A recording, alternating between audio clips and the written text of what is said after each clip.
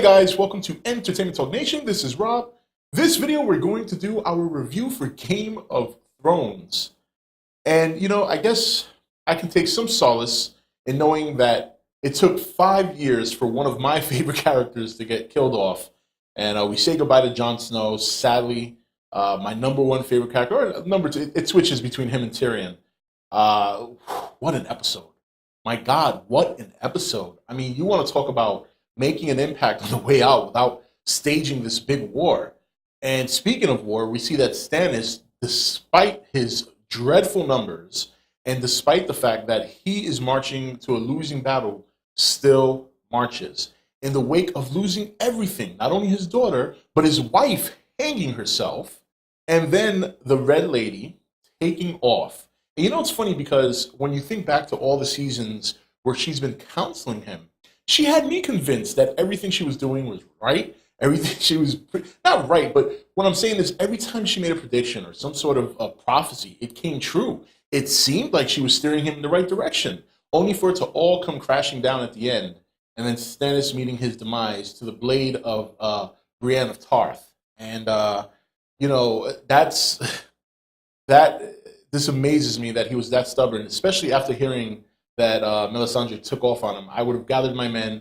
I wouldn't have been so selfish. And but be that as it may, he'd rather die than go down as a king who ran. And I guess I can understand that. Just a crazy episode. Now, we did spend some time in Mereen, which to me probably was the one part of this episode that just, it was fine, but it was like, okay, let's get past this. I don't know if Daenerys is reunited with the Dothraki or if they're going to kill her. But that should be interesting to see how that plays out next season. Obviously, Tyrion's going to be running the city while Dario and Jorah take off to go find Daenerys. And we'll see. He's very experienced. I think he's going to be a lot of help to Daenerys going forward. And I think she's in good hands. Once that team gets back together, it'll be interesting to see how they turn the city around, as well as continue to hone and continue to help Daenerys grow into the queen that she wants to be. But one of the big moments of this episode was the atonement walk by Cersei. And, I got to say, honestly, I hate Cersei. I always have. Since day one, I hate Cersei. And even a couple of weeks ago, watching her drink water off the floor, only for like a half a second did I feel any compassion for her. But I got to say, even to the one character I probably hate the most, I kind of fell for that. I mean, I thought she hit rock bottom a couple of weeks ago. This was rock bottom. I mean, she is walking through the kingdom naked, being pegged with food and mud, and her feet cut up. And something tells me now that she's back at the Red Keep, I have a feeling this city's going to pay the price. And it still wouldn't be a very wise decision for her to do that, considering that she still has a lot of other things going on around her. She doesn't even know that her daughter's dead. And speaking of which, I knew the moment that she was kissed that she was a goner. I knew it. It was just something that told me, all right, that kiss was just too intense. And it came after such, I guess I could say it's a touching moment, if not weird, that she did realize that Jaime is her father. And look, it was a touching moment. I mean, when you think about the premise behind it, it's like, okay, it's almost like for a second there, I didn't know how to feel. It's like 1 minute I'm like, oh, that's so sweet. Next minute I'm like, but that is like an abomination and ancestral. I don't know if I should feel good about that. But nonetheless, it's a TV show.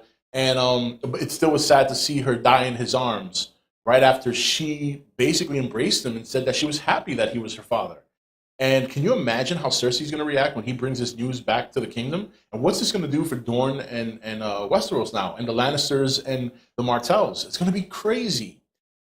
Finally, the saddest part of this episode for me was going back to Castle Black. And this was tough to watch, as Jon Snow was led to believe that his uncle returned, only to walk right into a trap where more than a handful of Night's Watchmen basically gutted him. And every time they stabbed him, they said for the Night's Watch or whatever the case may be. And, I had hoped that after the first stab, he would like run or something like that. But I don't know, what was it, 5, 6 times? I mean, it was dreadful. It was dreadful. He's been one of my favorite characters throughout all these seasons. And it's really going to suck not ever seeing him again. It sucks. It sucks. But there were some bright moments in this episode as well. And one of the bright moments was seeing Theon finally come to his senses and rescue Sansa from not death, but basically being tortured. I mean, Ramsay's sick girlfriend was about to peg her with an arrow just for the hell of it before Theon intervened and basically chucked her off the top of the castle to her death. And then they made an escape, a big jump off the top of the wall, hopefully into a pound of snow, into a big mountain of snow, so that way the landing is safe. And then hopefully they escape. And with the war just finishing and the cleanup, you would hope that they get away on time. By the time Ramsay gets back there and notices his girlfriend's dead and that Sansa and Reek, or Theon if you will, are gone, hopefully they have a good head start before anything happens to them. We'll have to wait till next year. Boy, this season really, really went by fast. It really did. It's like, it feels like just the other day I watched the first episode, and now episode 10 is done. We have a bunch of dead characters again. Some of them very close to our hearts. Like I said, Jon Snow is one of my favorite characters, my top 3 favorite characters on the show. And speaking of my top 3, because we spoke about Jon and we spoke about Tyrion, Arya, my other favorite character on the show, Arya, gets her vengeance, but at a price. And while it was wonderful to see her take the disguise and get her vengeance, she seems to have paid the price to the God of Many Faces. And now she's blind going into next year. We're going to see what happens there. As far as Xhaka, I mean, he just I don't know who the fuck this guy is. And then you see she starts taking off all these masks. And I'm there. And when it got to her face on that dead body, then I began to question myself. Is she even alive? Is she, she's no one, right? So did she die at some point and then she was brought there? Did she drink that water? They never showed it. Very interesting stuff. So it's like, it was a sad ending of an episode. There was much death. There was so much going on. But nonetheless, it makes next season that much more compelling to watch. And we'll have to see what happens. Jon Snow, man. I don't think I'll ever wear my Crows Before Host shirt again because obviously Jon Snow's not in the Night's Watch. But I'll tell you one thing. Those guys are going to pay the price. They're the ones who are going to have to deal with the White Walkers now, not Jon. He won't be turning undead. They will. And it doesn't look good for the kingdom right now. It really doesn't. It does not look good. We'll see how things play out going forward. Until then, this review is done. This is Rob signing off for ETN, where we don't do news, we just talk entertainment. Take it easy.